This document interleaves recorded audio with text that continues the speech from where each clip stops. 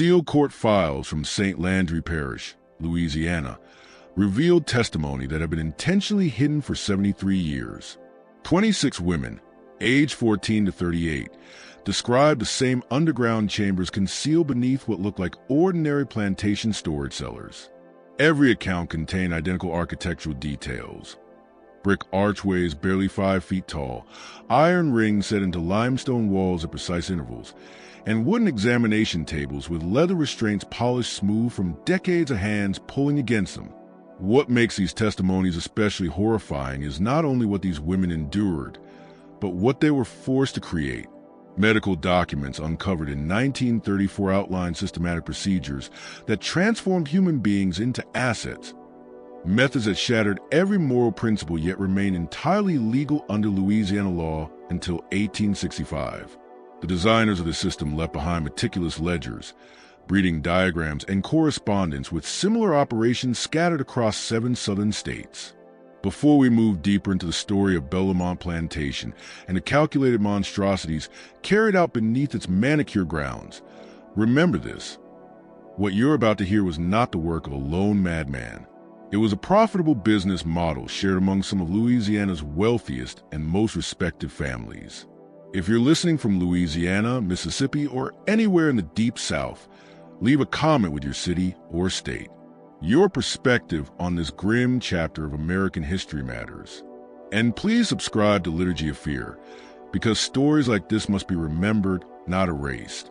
The systematic nature of what happened at Bellamont forces us to confront an uncomfortable truth about antebellum economics, one that stretches far beyond the already horrific realities of slavery and into territory most historians prefer to discuss only in detached, clinical terms.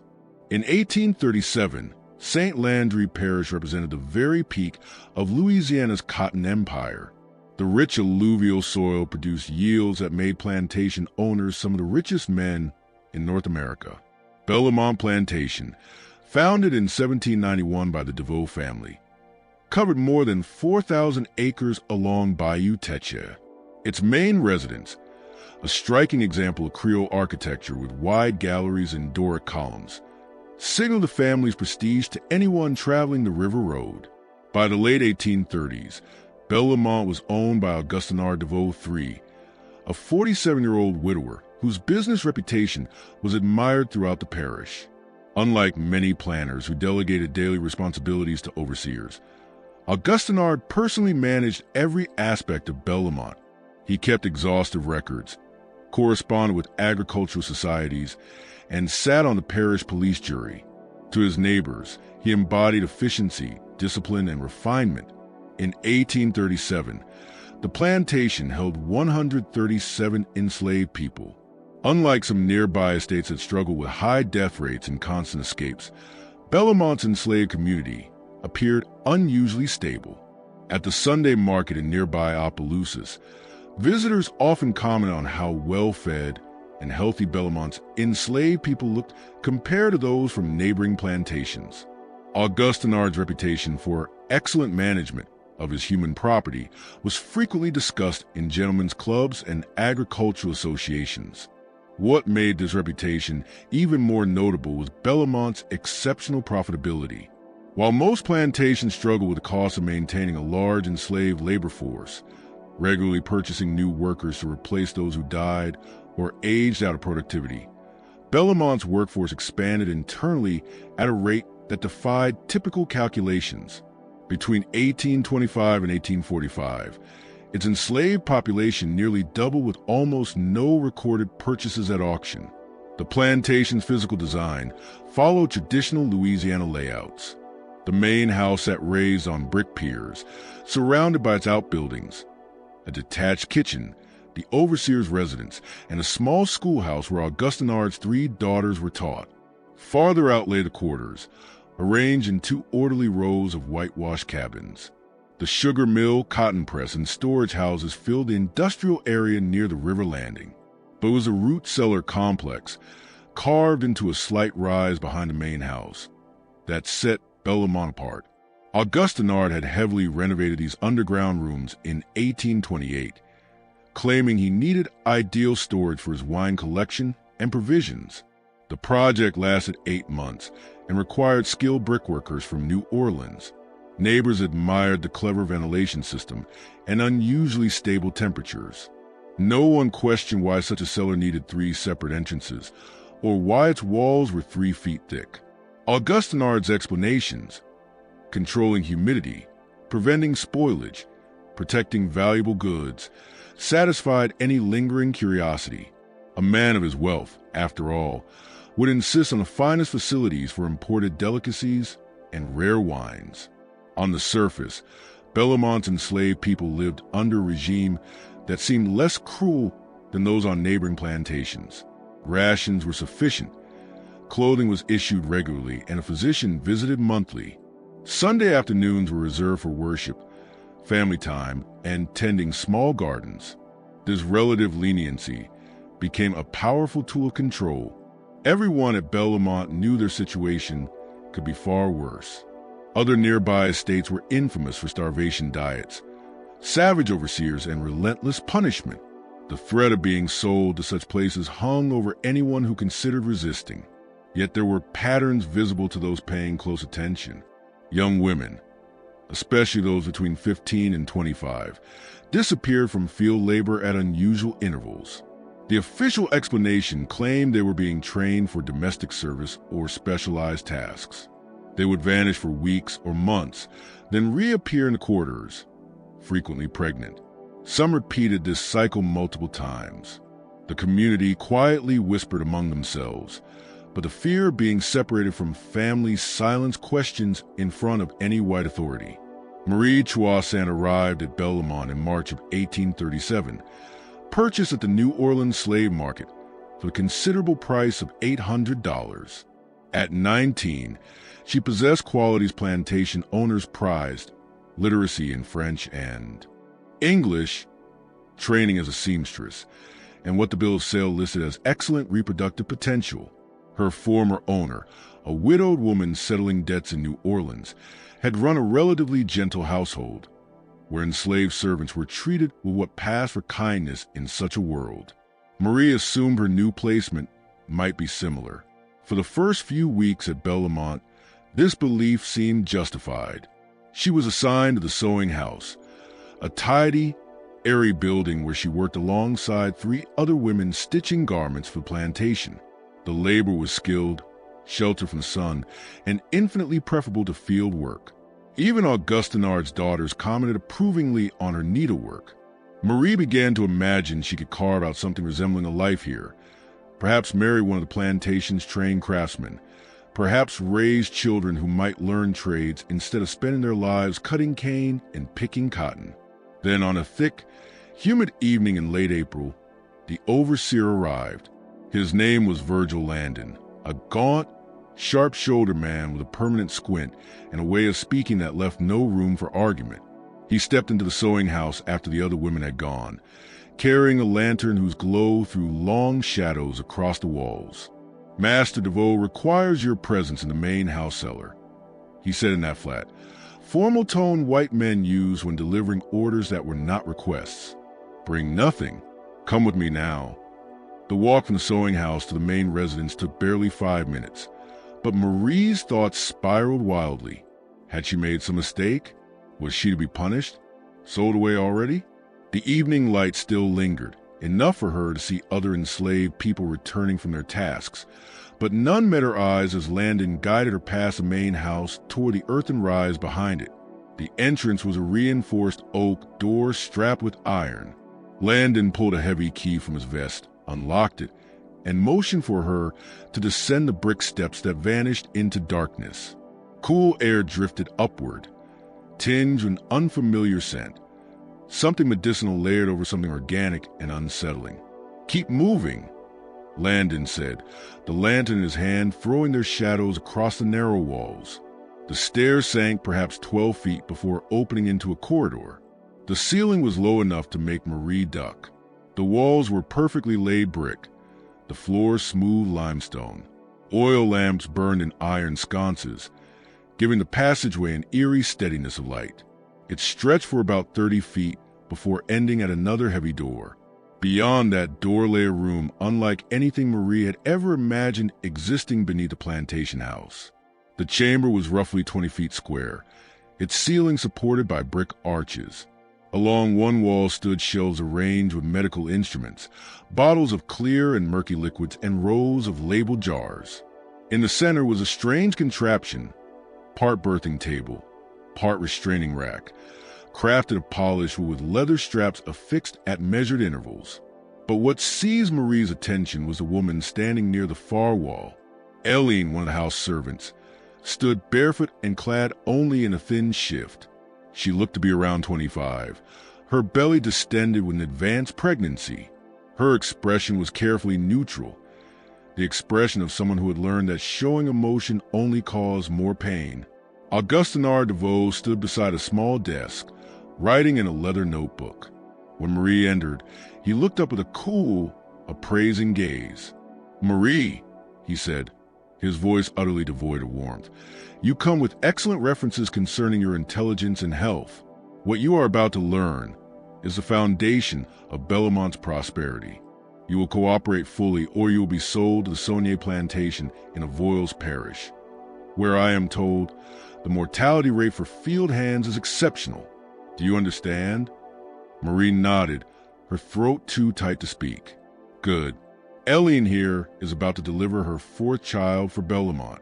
You will assist Dr. Pridham, who will arrive shortly. This will serve as your introduction to your new primary duties." Over the next several hours, Marie discovered the truth behind Bellamont's unusual profitability.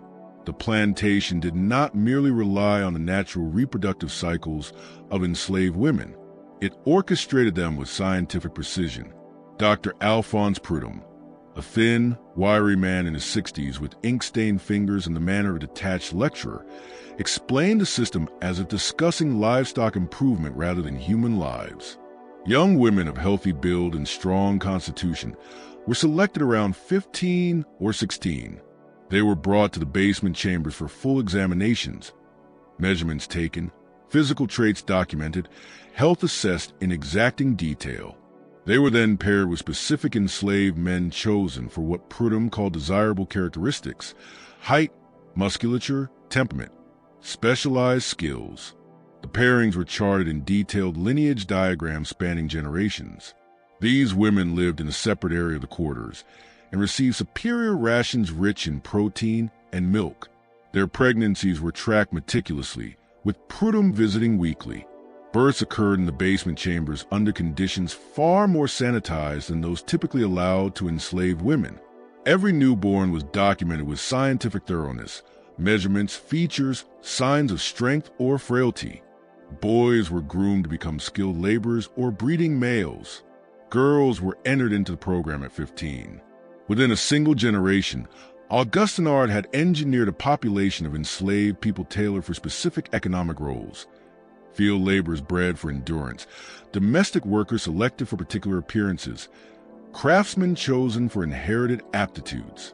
But the true brilliance of the system, as Augustin described to Marie with chilling pride, lay in its economics. A healthy woman in the program could produce 8 to 10 children during her prime years, with market prices ranging from $600 to $1,000 per child once they reached age 10. Each woman represented revenue of $5,000 to $8,000. Subtract the modest cost of food and medical oversight, and the profit far exceeded anything cotton could yield. "Cotton exhausts the soil," Augustin remarked, sipping brandy while Pridham cleaned his instruments. "But this is renewable wealth, self-generating capital. Several plantations in the parish have adopted similar systems after witnessing my results. We are, in essence, creating a new economic order."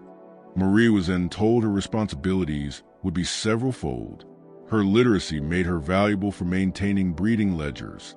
Her seamstress skills would be used to sew the specialized garments worn during pregnancies. And given her own health and physical qualities, she would herself be entered into the program within the month. The selection of her pairing was described to her with the same detached calculation someone might use when discussing the breeding of valuable horses. After reviewing his charts and consulting his detailed notes, Augustinard announced that she would be paired with a blacksmith named Silas, a 32-year-old man who had already fathered 7 strong, healthy children through the program. The combination of Marie's intelligence and Silas's physical power, he theorized, might yield offspring of exceptional market value. That night, returning to her cabin in the quarters, Marie finally understood that she had stepped into a nightmare with no way out. She could refuse, but refusal meant being sold to a plantation where the life expectancy for field workers rarely exceeded 7 years. She could attempt escape, but Louisiana's laws were brutal toward runaways, and punishments extended to anyone suspected of helping them. She could resist, but resistance would only mean being restrained during procedures Augustine had already planned. The other women trapped in the system had learned these calculations long ago. Over the following weeks, Marie met them, 17 women of varying ages, all sharing the same haunted look of people who had learned to separate their minds from what was being forced upon their bodies. They spoke quietly about survival strategies, how to maintain some sliver of dignity when dignity was being stripped away piece by piece, how to love children who would never fully belong to you, how to endure the monthly examinations, the mandated pairings, and the constant recording of every function of their bodies. The oldest among them, a 38-year-old woman named Claudine, had been part of the program since its creation in 1828. She had given birth to 9 children, only 3 of whom remained at Bellemont. The others had been sold when they reached about 10 years old, the age when their market value peaked. Claudine spoke of them with a grief so tightly controlled it barely touched her face. "You learn to love them in the moment," she told Marie during one of their supervised shifts in the basement sewing room, a chamber beside the medical area where the women made clothing for themselves and their children. "You love them with everything you've got while you have them. And when Master says it's time for them to go, you learn to lock that love away where it can't break you. That's how you survive, by becoming 2 people. The mother and the woman who knows they were never really yours." Marie soon discovered the basement complex was far larger than she had realized. A network of rooms served different functions. The examination room, the delivery room, the nursery where infants stayed for their first months, the sewing room, a small kitchen where the special diets for pregnant women were prepared, even a classroom where the children received basic instruction until age 6. The entire system ran with unnerving efficiency. Augustinard maintained records that would have impressed any scientific institution. He tracked conception rates, birth weights, infant mortality, developmental milestones, adult health outcomes, and the eventual sale prices of the children he chose to market. He corresponded with plantation owners across several states who were conducting similar experiments, exchanging data and discussing methods to improve outcomes. His filing cabinets held diagrams illustrating optimal positioning during conception, time schedules for peak fertility, detailed diet plans for pregnant women, and treatment procedures for various complications. He had engineered an industrial process for human reproduction, stripping away every element of chance or personal choice. Marie's first pairing occurred 3 weeks after her arrival. She was taken to a small room she had not seen before, barely 10 feet square, furnished only with a narrow bed and a table holding a lamp. Silas was already there, his posture rigid, discomfort etched across his face. They were given instructions, explicit, humiliating, and then left alone. Afterward, lying in the oppressive darkness, Silas finally spoke. His voice was deep, marked by the coastal accent of the Georgia Low Country, where he had been born. "This ain't who I am," he whispered. "What we just did, that wasn't me choosing you. And it wasn't you choosing me. We just trying to survive. You understand?" Marie nodded, grateful for the acknowledgement of their shared entrapment. "I got 7 children made this way," Silas continued. "I only know where 2 of them are. One's out in the fields now, old enough that Master counts him useful. One's still a baby in the nursery down here." He paused, his voice tightening. "The others were sold when Master needed money or traded off for something he wanted. I tell myself cooperating keeps them alive. If I refuse, he'll just use another man, and I'll get sold or worse. If I fight, nothing changes except maybe I don't live long. So I do what I'm told. And I try to remember that the children exist, even if I'll never be a father to them in any way that matters. This conversation, whispered in that terrible room, was the first of many. The enslaved people trapped inside Augustine's system formed their own quiet community, their own fragile strategies for preserving humanity amid systematic dehumanization. They learned each other's stories. They remembered the children who had been sold. They marked birthdays, small achievements, and moments of joy when they could. But they also learned how to navigate constant surveillance and relentless documentation. Augustine's system depended on their cooperation, and they perfected a balance of incentives and threats that made defiance nearly impossible. Women in the program received better food, lighter duties, and the promise that their children might be trained for skilled labor instead of sent to fields. Men chosen as breeders received similar privileges, improved quarters, extra rations, and the unspoken warning that refusal would bring suffering not only to them but to others selected in their place. The medical side of the operation was overseen by Dr. Prudhomme with a level of precision that might have been admirable in any context other than this. He monitored the women's cycles, calculated ideal conception windows, and prescribed herbs and treatments to boost fertility.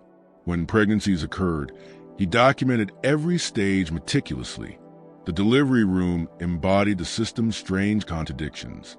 Augustine invested in conditions far superior to those typically allowed to enslaved women. The room was sterile, bright, equipped with advanced instruments. Dr. Prudhomme attended every birth personally, applying methods he had studied in European medical journals. He used chloroform for particularly difficult births, used antiseptic practices that drastically reduced infection, and provided post-delivery care that genuinely prioritized the mother's survival. This was not compassion. It was calculation. A dead mother represented a serious financial loss, and any increase in maternal mortality damaged the efficiency of his entire operation. Augustine's records showed that Belmont maternal death rate was actually lower than the parish average, a statistic he mentioned with obvious pride in letters to other plantation owners. Marie's first pregnancy, confirmed by Dr. Prudhomme in July 1837, pulled her fully into the machinery of the system. She was moved into the basement compound and given a private room, roughly 8 feet square, containing a narrow bed, a small table, and a chamber pot. She shared a common room with the other pregnant women, a space with a table, several chairs, and shelves holding books that Augustine provided. The women were encouraged to read, to rest, to avoid distress that might interfere with their pregnancies. The routine was rigidly structured. Mornings began with breakfast brought down by a house servant, food vastly superior to standard slave rations, heavy with eggs, milk, and meat. After eating, the women worked on sewing projects, stitching garments for themselves and their children. Every Thursday, Dr. Prudhomme conducted examinations that were simultaneously clinical and degrading. He recorded each woman's progress in ledgers, weight gain measurements, fetal position, any emerging problems or concerns. Afternoons included supervised walks in a small courtyard behind the main house, screened from outside view by carefully trimmed hedges. The women walked in slow circles, their swollen bellies silently announcing their assigned purpose, their faces arranged into expressions of practiced neutrality. Evenings were filled with more handwork, occasional reading, and eventually sleep in their cramped rooms. The isolation was intentional. Augustine did not want the women building strong bonds that might lead to coordinated resistance. House servants who delivered food and supplies were expected to monitor conversations. Any talk that hinted at planning or defiance was reported immediately and punished with reduced rations, confinement to quarters, or threats of sale once the baby was born. And yet, the women still found ways to communicate. They traded brief glances and quiet phrases during their walks, tucked small notes into seams of sewing work, and whispered to one another in confusion of labor and delivery. When supervision was less rigid, they passed along strategies for saving their sanity, mental exercises, memories to retreat into, ways of separating mind from body during examinations, and forced pairings. Claudine, the veteran of the program, became a kind of guide for Marie and the younger women. She taught them how to face Dr. Prudhom's examinations, cooperative in action, but emotionally absent, giving him nothing beyond the data he needed. She explained how to endure Augustinard's monthly inspections, when he walked through the basement like a farmer touring his finest fields. Never look him in the eye, Claudine told Marie quietly. Look past him, through him. He wants you to show that you recognize his power. Don't give him that. Keep your thoughts somewhere he can't touch. Think of who you were before this, or who you might be if you live long enough to see after. You stay alive up here, she tapped her temple, even when he owns everything else. Marie gave birth to a daughter in April 1838. The labor lasted 19 hours and was attended by Dr. Prudhom, 2 midwives from the quarters, and Augustinard himself, who stood nearby making notes in his ever-present ledger. The baby weighed 7 pounds, 6 ounces by the doctor's careful measurement. She had Marie's features and what appeared to be Silas's sturdy build. Augustinard examined the infant with unmistakable satisfaction, noting her traits in his records. Strong bone structure, he remarked. Good lungs, judging from that cry. Likely to grow into a valuable house servant or breeding woman in 12 to 15 years. I'll call her Desiree. She's precisely what I hoped this pairing would yield. Marie was allowed to hold her daughter for perhaps an hour before the baby was taken to the nursery. She would be permitted to nurse on a strict 4-hour schedule, always under the eye of a midwife. Otherwise, the child would be raised communally by older enslaved women no longer fit for field labor, who now served as nurses. The separation was immediate and absolute. From earlier experiments, Augustinard had learned that allowing mothers too much time with their children led to attachment, grief, and emotional disturbances that impacted fertility and cooperation. Now, bonding was tightly controlled, portioned out like rations. 3 months after delivery, Marie was placed back into the pairing rotation. Augustinard's notes indicated that nursing women conceived less easily, so her sessions with Silas were carefully timed to her cycle and scheduled monthly. The entire process, the arranged encounters, the monitored nursing, the tracked recovery, turned human reproduction into something closer to factory production. By 1840, Bellamont's basement complex housed 23 women at various points in pregnancy or postpartum recovery.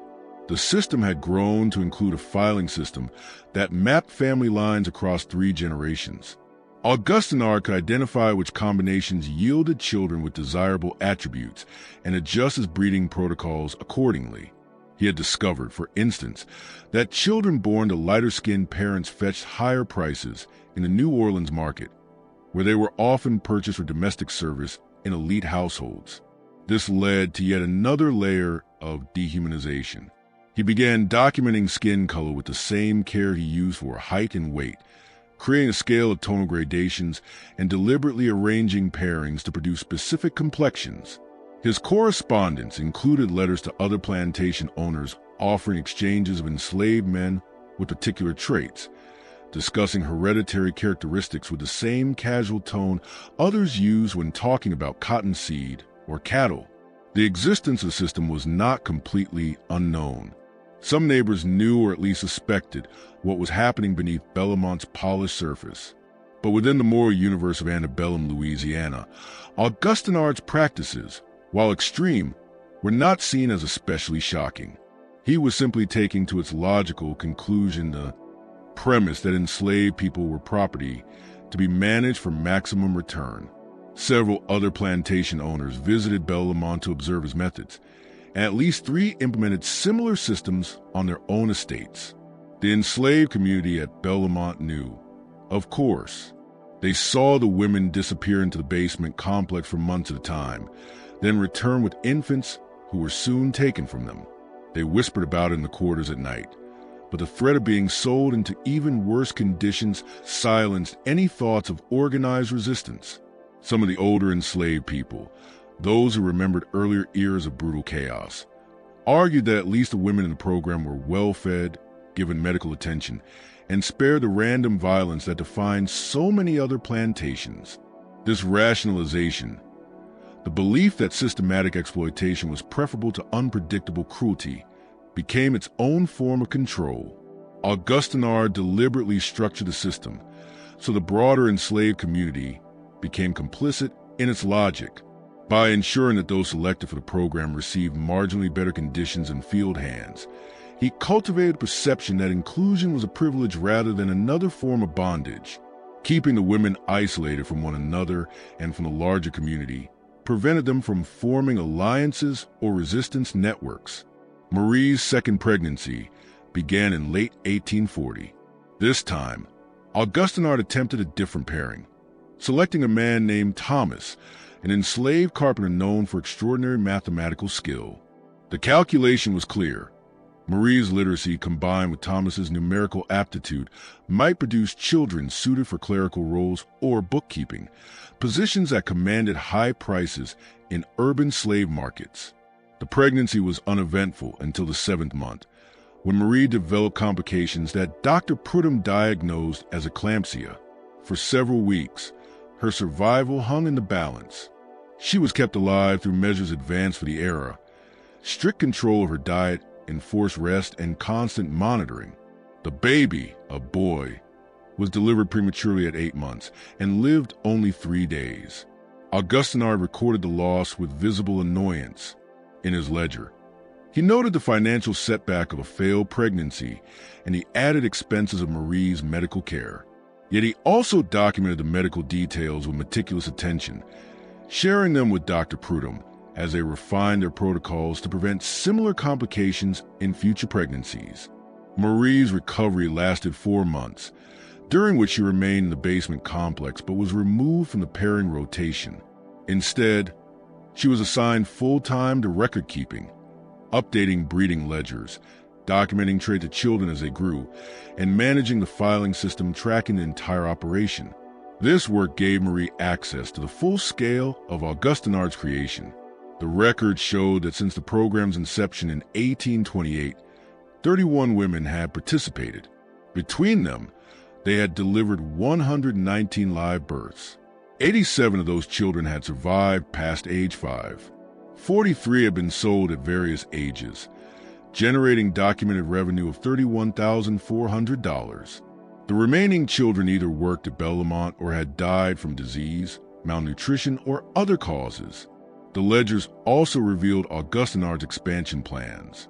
He had begun purchasing young enslaved women specifically for the breeding program, selecting those with traits he desired: intelligence, physical health, particular appearances. His correspondence included letters to slave traders in Virginia, who supplied him with women from upper South estates where surplus populations made them readily available. But the records contained something else as well. Small notations, written in a coded shorthand Marie gradually deciphered. Augustine was tracking not only births and characteristics, but also patterns of resistance, which women attempted to induce miscarriages, which became defiant after multiple pregnancies, which showed signs of what he termed emotional instability. These women were marked for sale, usually plantation owners known for exhausting field workers to death within a few years. This was perhaps the most chilling aspect of the system, the thoroughness with which Augustinard had anticipated human response and engineered countermeasures. He had studied every angle, emotional, physical, psychological, and built structures to manage or eliminate resistance. He had turned the reproduction of human beings into a fully systematized science, refined through years of experimentation. In 1842, Bellamont's system encountered its first serious challenge. An enslaved woman named Julianne, pregnant with her 3rd child, managed to smuggle a letter to a Catholic priest during one of his rare visits to the plantation to conduct baptisms. The letter, written in halting French, described the basement complex and pleaded desperately for intervention. The priest, Father Antoine Mercier, was horrified by what he read, but he also understood the realities of Louisiana's legal and social framework. Nothing Augustine was doing violated the law. Enslaved people had no legal rights over their own reproduction. Although the Catholic Church condemned the forced separation of families, that stance held no authority in civil matters. Father Mercier did the only thing he felt he could. He confronted Augustinard directly. He visited Bellamont and expressed his objections. According to Augustine's diary entry, the conversation was revealing. The priest argued from moral and theological grounds, insisting the breeding program violated human dignity and the sanctity of family. Augustinard countered with legal and economic arguments, pointing out that slavery itself rested on the premise that enslaved people were property, and that an owner had every right to manage the reproduction of his property as he chose. The discussion ended in a compromise that changed nothing fundamental. Augustinard agreed that children born in the program would not be sold before age 12, allowing a longer period of contact with their mothers. He also agreed to allow Father Mercier to visit the plantation quarterly to provide religious instruction and conduct baptisms. In return, the priest agreed not to report, expose, or interfere with the program. This arrangement eased Father Mercier's conscience while leaving Augustinard's system almost entirely intact. In fact, the age change benefited Augustinard. Waiting until age 12 to sell children gave him time to train them in skilled labor, increasing their market value. A 12-year-old who could read, write, and perform arithmetic fetched significantly more at auction than an untrained 10-year-old. Marie witnessed this negotiation from her place behind the records desk. She saw, with devastating clarity, how systems of power protected themselves. Even those who claimed moral objections found ways to justify atrocity when any real confrontation became too costly. Father Mercier's quarterly visits brought a measure of comfort to the women in the program. A sympathetic presence, rituals of faith, a sense of connection to something beyond the suffocating chambers below. But his presence also legitimized the system. It wrapped their suffering in a thin veil of religious sanction, making resistance feel even more impossible. By 1845, Maria had given birth to 3 more children, each by different parents selected and scheduled by Augustinard. She had learned to exist in a suspended emotional state, performing her duties, updating the ledgers, and mentally distancing herself from reality those same ledgers preserved. She knew the names and traits of every child ever born into the program. She tracked their growth, their assigned aptitudes, their ultimate fates. She organized a filing system that made the entire operation function. Her own children, Desiree, now 7, Jean-Baptiste, 5, and the twins, Celine and Clara, age 3, lived in the nursery complex. Marie saw them during the priest's visits and occasionally during supervised time in the courtyard. They called her Marie, not Mother, as instructed.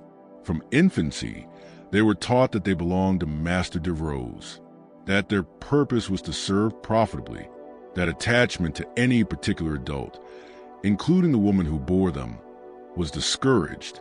Desiree, showing early signs of her mother's intelligence and her father's sturdy build, was already being trained for house service.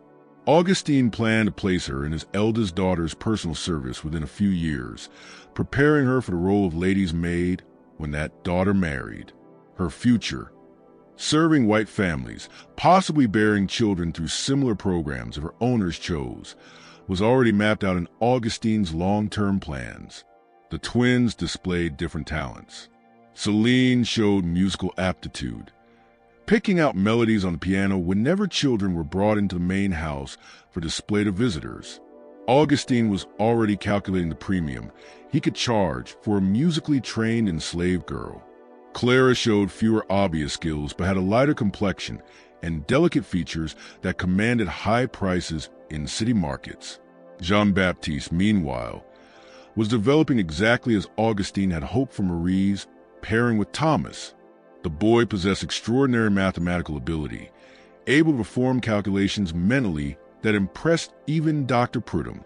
Augustine planned to train him as a clerk and possibly hire him out to merchants or plantation owners in Opelousas, generating steady rental income while keeping ownership. Watching her children develop into commodities, objects with measurable market value, was perhaps the cruelest part of Marie's existence. She recognized their personalities, their unique quirks, their tender moments, and she watched those same qualities immediately converted into economic metrics, mapped into Augustine's breeding equations for future generations. The system continued expanding through the 1840s. By 1848, Augustinard was operating what amounted to a full-scale industrial breeding facility. The basement complex had been expanded twice, now including 32 individual rooms, 3 delivery chambers, a larger nursery, and additional workspace. The enslaved population had risen to 214, 73 of those births the direct result of the breeding program. Augustinard's reputation as an exceptional plantation manager had spread throughout Louisiana and into neighboring states. He received steady inquiries from other owners eager to replicate his system. His ledgers recorded consultation fees from planters in Mississippi, Alabama, and even South Carolina, who traveled to Belmont to study his methods firsthand. These visitors toured the immaculate records, the well-organized nursery, the orderly sewing rooms, the healthy appearances of the pregnant women, and expressed admiration for the system's efficiency. The moral horror of what they were witnessing barely registered. Or if it did, they dismissed it as sentimental foolishness inappropriate to serious business. One such visitor, a planter from Natchez named Horace Sterling, described his impressions in a letter later found in a historical archive. Mr. Devereux has perfected what others have attempted only crudely by applying principles of animal husbandry to the management of the colored population. He has created a self-sustaining labor force requiring minimal external purchase. His attention to detail is extraordinary. Every aspect, from diet to medical oversight, is optimized for reproductive efficiency. The initial investment is substantial, but the returns over 20 years far exceed the profits of cotton cultivation. I intend to implement a similar system at Morningside. This letter, and many like it, documented the spread of Augustine's model across the Deep South in the 1840s and early 1850s. Conservative estimates suggest that at least 15 plantations in Louisiana alone adopted systematic breeding programs based on Belmont's example. It likely occurred on many more estates, though without Augustine's obsessive record-keeping. The human cost of this expansion survives only in scattered documentation. Women trapped in breeding programs across multiple plantations, their lives reduced to reproductive capacity. Children raised in nurseries designed to prevent attachment, prepared from infancy for sale or labor. Men forced to participate in impregnating women. They would never be allowed to love or marry. Families dismantled before they were ever allowed to form. By 1848, Marie, now 30 years old, had been part of the system for 11 years. She had given birth to 7 children, 4 of whom survived past infancy. Desiree, now 10, had been assigned permanently to serve Augustine's eldest daughter, learning the skills that would enhance her value when that daughter married and began her own household. The remaining children were being molded into specialized roles that would maximize their worth. But Marie had also used her position, maintaining the records to document everything. Over the years, she had begun keeping a second, secret set of notes, not the clinical measurements and breeding statistics Augustine demanded, but names, stories, relationships. She tracked which children belonged to which mothers, which women had passed through the system, which families had been torn apart. She recorded the sales, the separations, the losses Augustine listed so casually in his ledgers. Marie had no grand plan for these hidden writings. There was no legal avenue for challenging the system, no outside authority who would intervene for enslaved people. But something inside her, some stubborn pulse of justice, some refusal to let erasure finish the work violence had begun, drove her to create a parallel archive. She wrote in cramped handwriting on scraps of paper, hiding them beneath the floorboards of her tiny room. In 1850, everything changed, though not for the better. Augustinard, now 60, suffered a stroke that left him partially paralyzed and unable to manage the plantation. His eldest daughter, Marguerite, had married a New Orleans merchant named Philippe Saville, and the couple moved to Belmont to oversee the estate. Philippe was 28, ambitious, and eager to prove himself worthy of the enormous property he had inherited through marriage. Unlike Augustinard, who had spent decades refining his system, Philippe saw the breeding program as a quick source of liquid capital.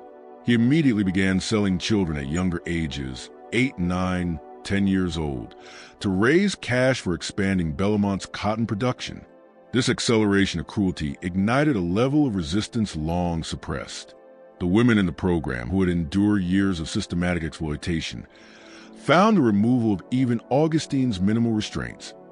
No sales before age 12, reasonable spacing between pregnancies, adequate medical care, unbearable.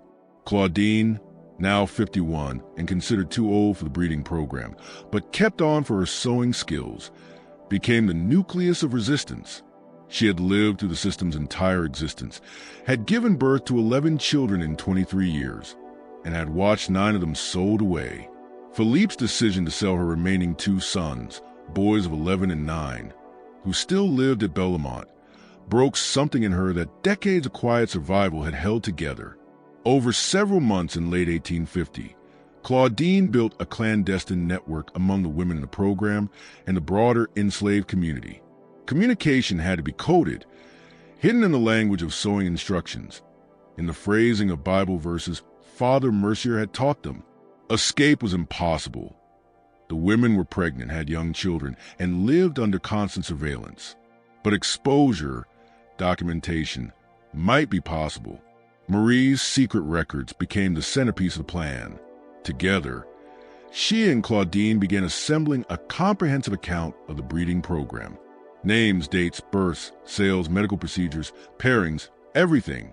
They wrote in careful French on sheets of paper stolen from the official record-keeping supplies and hid the documents in the one place Philippe and his overseer never searched thoroughly: inside the mattress ticking of the delivery room beds. Their hope, fragile, desperate, was to smuggle the documents to Father Mercier or another sympathetic outsider who might reveal the truth publicly. Perhaps exposure would shame Philippe into ending the program, or at least soften its most brutal practices. But before the plan could be carried out, they were betrayed. One of the house servants, a young woman named Nicolette, promised she would be exempted from the breeding program if she exposed resistance, revealed everything to Philippe. The punishment was swift and merciless. Philippe assembled the entire enslaved population in the yard before the main house on a bitterly cold morning in January of 1851. Claudine was dragged out in chains, her face bruised from the beating she'd already endured. Marie was forced to stand beside her, also chained. Philippe's speech was brief and calculated. He held up the hidden documents, claiming they were evidence of conspiracy to steal plantation records and forge papers for escape.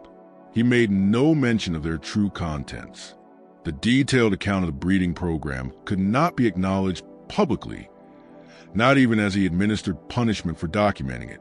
Claudine was sold the next day to a cotton factor Philippe knew in Avoyelles parish, a man infamous for working field hands to death within 3 to 4 years.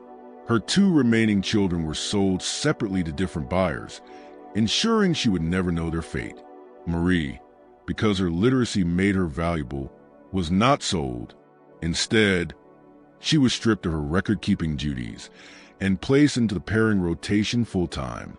The other women suspected of involvement were punished in various ways: separation from their children, forced field labor despite pregnancies, reduced rations, and threats of sale to the most brutal plantations.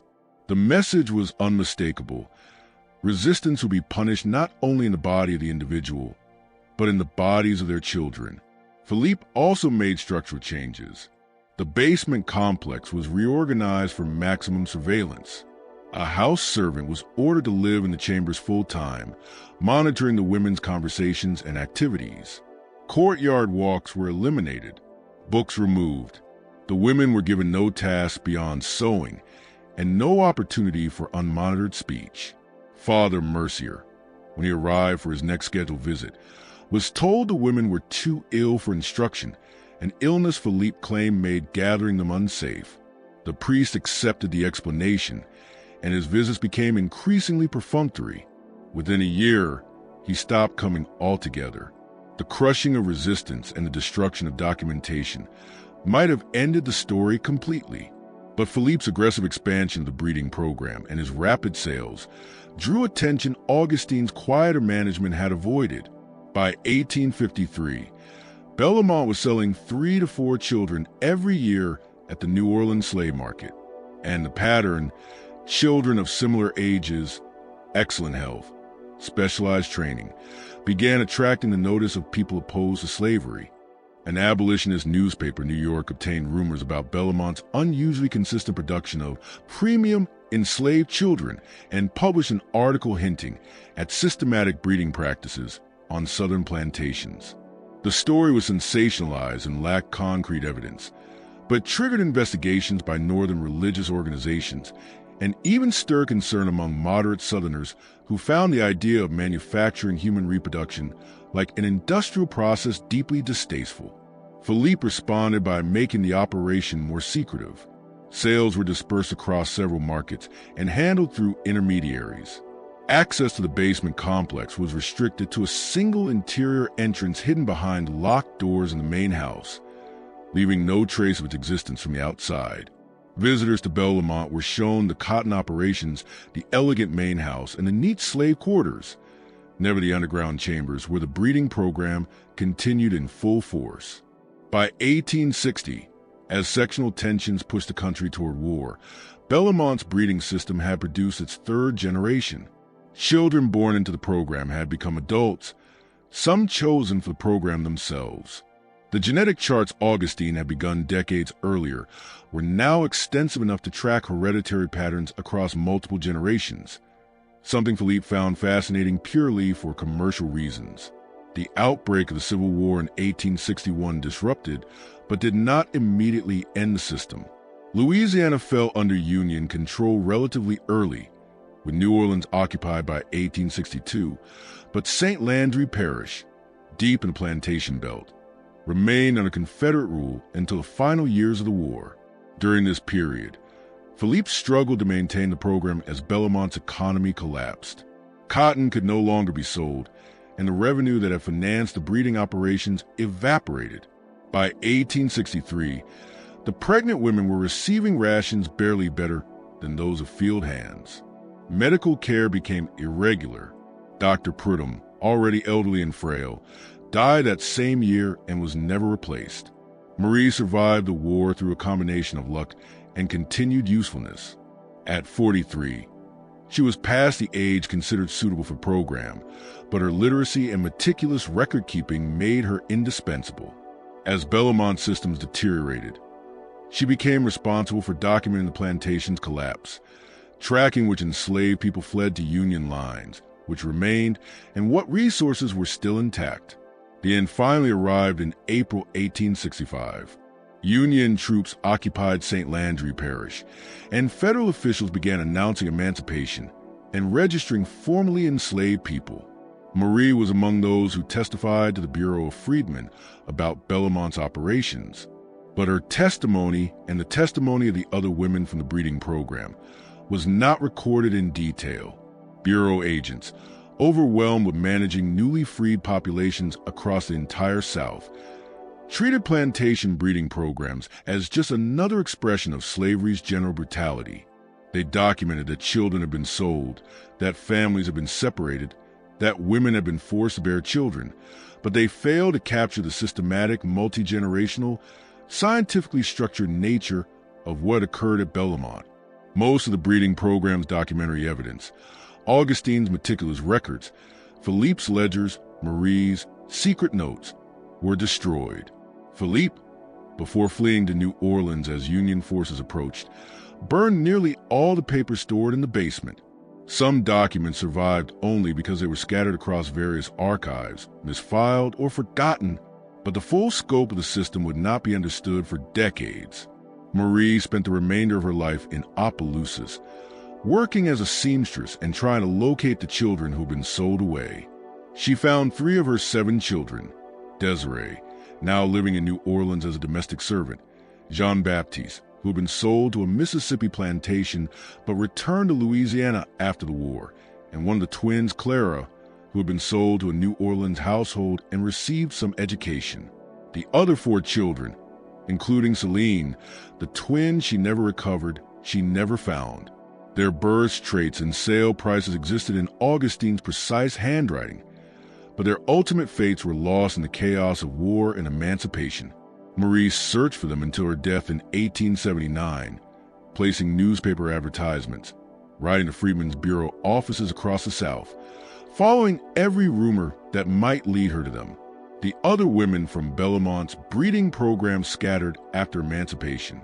Some remained nearby, trying to rebuild lives and find lost children. Others fled far from St. Landry Parish, determined to leave behind anything connected to years in the basement. The small community they once formed, the whisper exchanges, the shared strategies, the mutual recognition of their unique suffering, dissolved as each pursued her own path toward survival.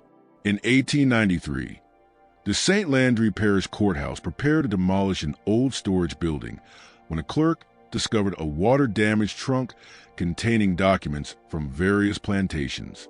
Among them were fragments of Augustine de Rose's breeding records, perhaps 20 pages that had somehow escaped Philippe's destruction. The clerk, a young man named Etienne Guidry, who had been born enslaved himself, immediately understood the significance of what he held. He brought the documents to prominent black community leaders in Opelousas. These leaders faced an agonizing dilemma. Publishing the records would expose one of the most horrifying examples of slavery's systematic dehumanization, but it would also reveal deeply intimate violations endured by women who were still alive, many of whom had tried to build new lives without being defined by the atrocities they had suffered. Ultimately, they decided to seal the documents in the courthouse vault, with instructions that they not be opened without permission from the victims or their direct descendants. More testimony emerged in 1897, when a visiting historian from Boston interviewed elderly formerly enslaved people in St. Landry Parish for a project documenting the legacies of slavery. 3 women who had been part of Bellamont's breeding program gave recorded testimony, the first time their experiences were captured in their own voices rather than through the cold, clinical documentation of the people who enslaved them. These testimonies, preserved in the archives of the Boston Historical Society, describe the breeding program's operation in searing detail. They speak of the medical examinations, the forced pairings, the systematic separations from children, and the psychological strategies that women developed simply to survive. They also describe the aftermath, the decades spent searching for lost children, the difficulty of forming intimate relationships after years of systematized sexual coercion, the nightmares and flashbacks that followed them long after emancipation. One woman, Ellen Marshall, formerly enslaved at Bellamont, now 72, told the historian, "People think freedom means you leave the past behind. But how do you leave behind children you bore? How do you forget years in rooms underground, your body used like a machine? I am free now, yes. I own my labor. I choose my life. I walk where I please. But some part of me is still in that basement, still waiting for the next examination, still counting the days between forced meetings with men I didn't choose. Freedom is supposed to heal everything, but some wounds never close." Bellamont's breeding program was not unique. Historical research has identified at least 33 plantations across Louisiana, Mississippi, Alabama, and South Carolina where similar systems of reproductive exploitation operated between 1820 and 1865. Augustine de Rose's innovation was not the idea itself, but the thoroughness of his documentation and the pseudo-scientific approach he applied to what was already common practice. The economic incentives were clear. After the transatlantic slave trade was legally ended, the value of enslaved people skyrocketed. Natural increase, the birth of enslaved children, became the primary source of new labor. Plantation owners who could efficiently produce healthy enslaved children for their own use or for sale had a powerful economic advantage. But the human cost of this so-called efficiency is immeasurable. thousands of women forced to bear children under constant surveillance, tens of thousands of children raised from birth to see themselves as commodities, families prevented from forming or deliberately torn apart according to breeding charts and profit projections. The psychological trauma stretched across generations. Children born into these systems carry the mark of their origin throughout their lives, passing that legacy to their descendants. The full scope of what happened in places like Bellomont's basement was deliberately hidden. Court records from St. Landry Parish contain only scattered references to the program, most related to property disputes rather than the lived experiences of the enslaved. Post-war destruction of documents by slaveholders wiped out much of the direct evidence. Historians have reconstructed the story from fragments, plantation records, Freedmen's Bureau testimony, oral histories collected decades later, court cases, and a few detailed accounts like those from Belmont. This intentional obscuring of evidence was no accident. Those who operated these programs knew, at least subconsciously, that history would condemn them. Their destruction of records and suppression of testimony was an attempt to erase their crimes. But enough evidence survived to tell the truth, that thousands of enslaved women endured the reduction of human reproduction to a mechanized process, managed with ledgers, charts, and medical protocols that stripped away choice, dignity, and human connection. Marie's hidden records, recovered during the courthouse demolition, provided one of the most complete accounts ever found. Her careful documentation of names, births, characteristics, and sales created a counter-archive strong enough to resist the erasure her enslavers attempted. When those records were finally opened to researchers in 1962, after permission from Marie's surviving descendants, they became crucial evidence proving how systematic the exploitation of enslaved women's bodies had become. The sealed testimony from 1893 was also released in 1962, during the height of the Civil Rights Movement, a moment when truth-telling about slavery's realities was gaining national attention. By then, only one survivor of Bellomont's breeding program remained alive, a 94-year-old woman living in California who had been born in the basement complex in 1868, during the program's final years. Her name was Louise Theot. She gave a recorded interview in 1963, 1 year before her death. She spoke about growing up knowing her mother had been forced to bear children for profit, about the difficulty of building an identity separate from that origin, about the generational trauma that shaped her family. But she also spoke about resilience. She described how survivors of the breeding program and their descendants supported one another, created new families, built lives that affirmed their humanity despite everything that had been done to erase it.